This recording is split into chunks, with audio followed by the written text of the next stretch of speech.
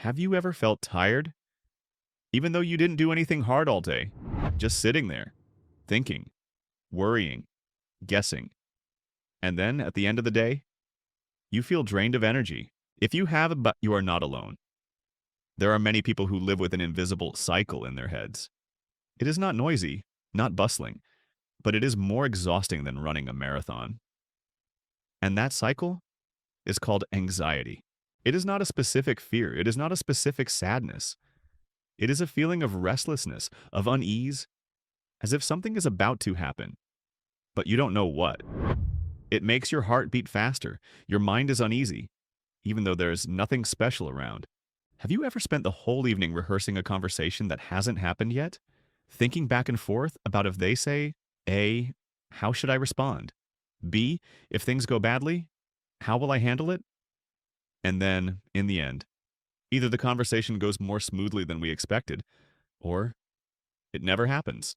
That's how our minds work when they think they're helping us, but in reality, they're making us miserable.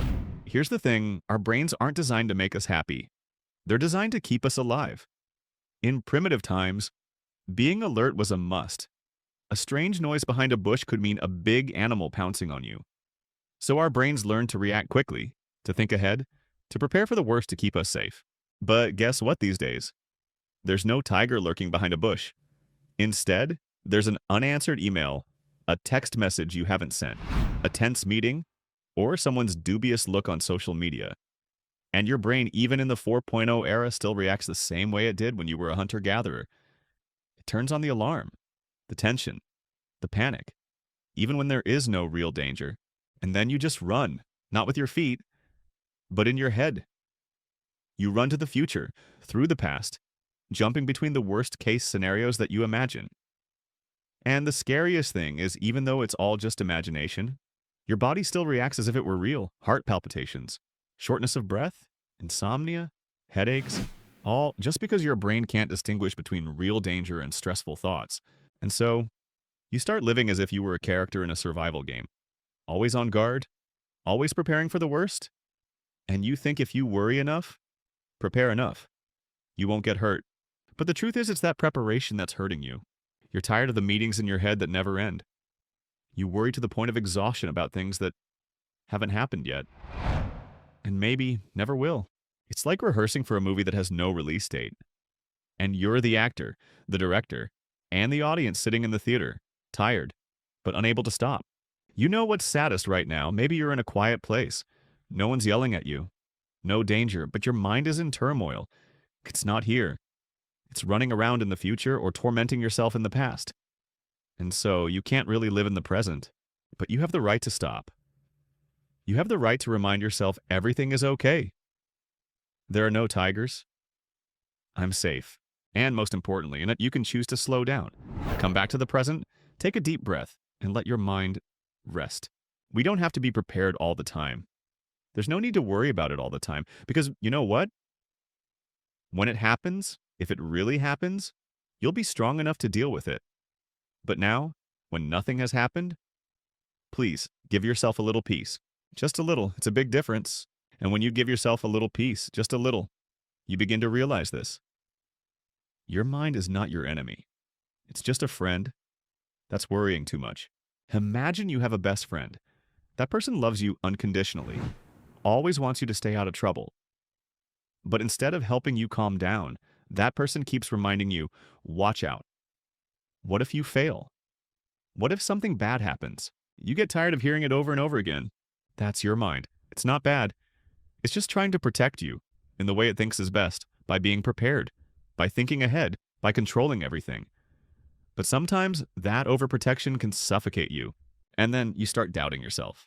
You ask yourself, why am I so weak? Why do other people live happily while I'm always worried? Is there something wrong with me? But you know what? You're not the problem. You're just a human being trying to survive, to do the right thing, to not get hurt. And that's perfectly natural. It's just that you've never been taught how to befriend your mind. You're used to fighting it, or ignoring it, or criticizing yourself for thinking too much.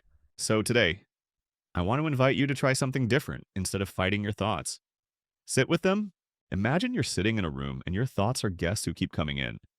Some are loud and impatient. Some are negative and judgmental. But you don't have to chase them away and just look at them, acknowledge them, and say, oh, that's my old fear coming back, or oh, that's my inner doubt. Oh, because when you realize that you are not those thoughts, you begin to create distance. And in that distance, you find peace. We cannot control all our thoughts, but we can choose how we respond to them. You don't have to believe everything your mind tells you, especially things like, you're not good enough. You're going to fail. No one really cares about you. You can listen and then gently respond. Thanks for reminding me, but I'll keep going. Like a driver, you can let the noise in the car be, but you are still in the driver's seat, and you know exactly where you're going. And you see, sometimes all you need is not a perfect plan, but just a moment to stop. To ask yourself, am I living in the present moment? Or am I being dragged by my mind into the past and the future? Just being able to come back to the present moment, even for 10 seconds, is already the beginning of healing. We can't turn off all anxiety, but we can learn to live with it without letting it dominate our lives. And when you start to sit with your thoughts, instead of resisting, you will gradually feel something very different inside you. There is always a quiet part. It is not as loud as the voice of anxiety. It is not as urgent as the feeling of missing out. It is just silently present, gently, like a friend who is always there, waiting for you to return. Sometimes, if you just close your eyes for 10 seconds, take a slow breath, you'll hear that part speak up. Not with words, but with a very safe, very steady feeling. You begin to understand not every thought is true. Not every emotion requires a reaction. Instead, you can choose to do nothing and just observe. There are days when your mind will scream, as if the world is falling apart. But then, you're still alive. You're still here. You've been through this before, right? So the next time anxiety hits, instead of thinking, oh my gosh, I'm going through this again, you can say, oh, I've been through this before, and I've been through it. Emotions are waves. They come, but they also go. Just remember that you're not that wave, you're the ocean. Big enough to hold it all? And here's another miracle when you're no longer caught up in your thoughts. You begin to hear what you really want. Not the voice of comparison, not the pressure to be successful, but the deep calling of what makes you feel alive. It could be writing, it could be drawing, gardening, cooking, talking. It doesn't have to be making money. It doesn't have to be impressing. It just needs to feel light. It feels right. It needs to feel like you. And you'll see, when you start living closer to yourself, everything outside of you starts to feel lighter. Not because the world changes, but because you change your perspective. We can't control life, but we can always learn to listen to ourselves in the midst of those changes. Because underneath every thought, every emotion, every chaos, there's always a part of you that's very deep, very quiet, waiting for you to come back. And then you realize this peace is not a place to go, but a state you can return to anytime. Whether you are in a noisy coffee shop, on a crowded bus, or having a bad day, you can return to yourself just by taking a breath. No need to meditate for a long time. No need to understand any profound philosophy. Just allow yourself to stop for a moment. Stop to breathe, stop to feel. Stop to remember you are not what is going on out there. You are the one observing it all. The more you practice this, the more you will realize. It is not the world that makes you tired, but how you react to the world. There is a real freedom when you understand you don't need to control everything to feel at peace. You just need to let go a little and let things be, including you. And from there, something new begins to blossom. You are no longer just surviving, you are starting to truly live. No longer living to prove something. No longer racing against anyone, but living in a way that feels meaningful to you.